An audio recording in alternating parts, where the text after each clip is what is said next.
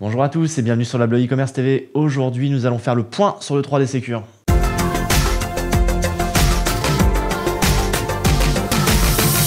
Nous sommes avec Antoine Grimaud, cofondateur de Payplug et expert en solutions de paiement.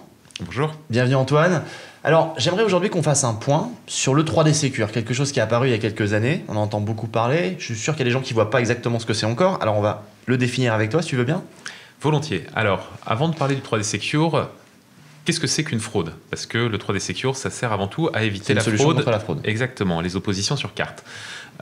Fondamentalement, une opposition sur carte, c'est un client qui voit sur son relevé de banque un achat qu'il n'a pas réalisé. Il appelle sa banque pour dire « c'est pas moi qui ai fait cet achat, on m'a fraudé ma carte ». Sa banque le rembourse et va chercher l'argent chez le e-commerçant chez qui a eu lieu le paiement. Ma banque est nettement moins sympa, il ne me rembourse pas tout de suite. Alors, c'est le cas classique.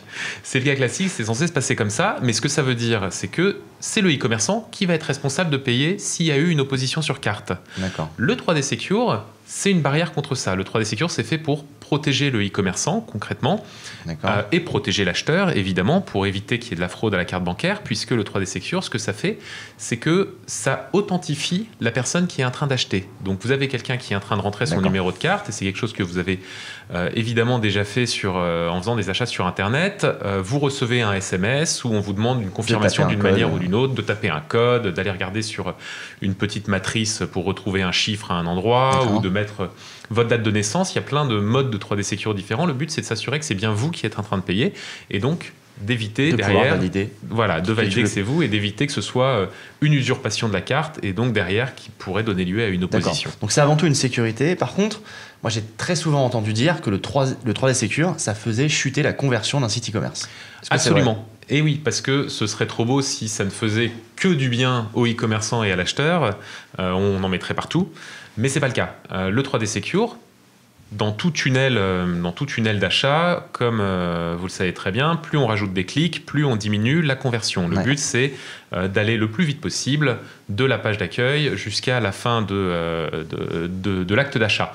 Le 3D Secure, ça rajoute des étapes. Ça rajoute une étape dans laquelle on va recevoir un SMS, où on va recopier un numéro, on va cliquer, où on va, j'espère, aller jusqu'à la fin de l'opération. Bien sûr. Donc, ça rajoute des étapes. Ce que ça veut dire, c'est que ça diminue la conversion. En plus, c'est des étapes qui parfois ne marchent pas. Il arrive que le 3D Secure, pour une raison ou une autre, bug. Du coup, vous avez rajouté une étape, ça bloque le paiement, vous avez un échec à cause de ça. Donc, quand vous êtes e-commerçant, traditionnellement, vous aimez le 3D Secure parce qu'il vous protège, mais vous ne l'aimez pas parce qu'il baisse votre conversion.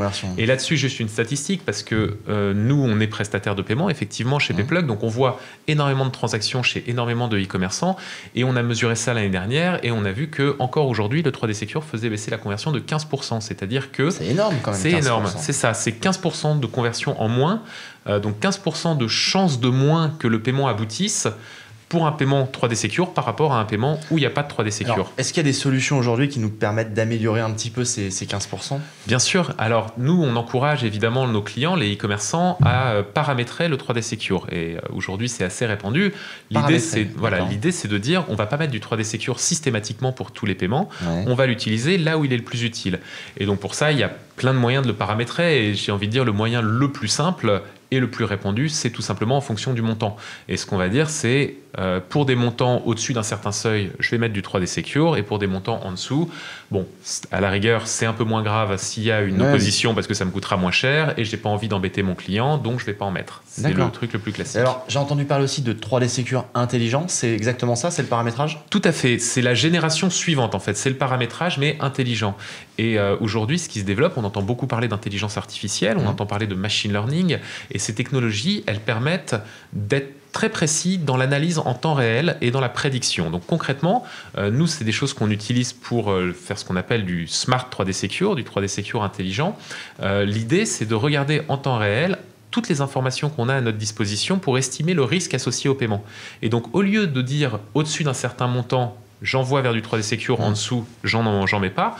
On va dire au-dessus d'un certain risque, j'envoie vers du 3D Secure et en dessous, j'envoie pas. Si c'est un client récurrent, par exemple, voilà, si c'est un client récurrent, on va regarder le pays de la carte bancaire, l'endroit depuis lequel a lieu l'achat, le comportement sur la page de paiement, le temps que l'acheteur passe dessus, la vitesse de frappe du clavier. Donc plein de paramètres comme ça qui finalement ont l'air de rien individuellement, mais quand on les met bout à bout, nos outils de machine learning, de Smart 3D Secure vont être capables de dire là, attention, il y a un risque, donc je mets du 3D Secure. Vous avez des profils de fraudeurs. Bah forcément pour... La machine détecte des profils de fraudeurs, exactement. Et après, par contre, nous, on ne veut pas nuire à nos e-commerçants, donc on ne va pas bloquer de paiement. On ne fait jamais ça. En revanche, on va simplement rajouter cette étape de 3D Secure quand on estime qu'il y a un risque supplémentaire. Et donc le but, c'est à la fois de maximiser la sécurité, parce que quand il y a un risque, on va faire cette authentification par SMS, et aussi de maximiser la conversion, parce que quand il n'y a pas de risque, on va éviter une étape supplémentaire. D'accord. Je te remercie beaucoup Antoine. La prochaine fois que tu viens, il faudra justement qu'on parle de ce profil de fraudeur. J'aimerais bien savoir à quoi ça ressemble un petit peu.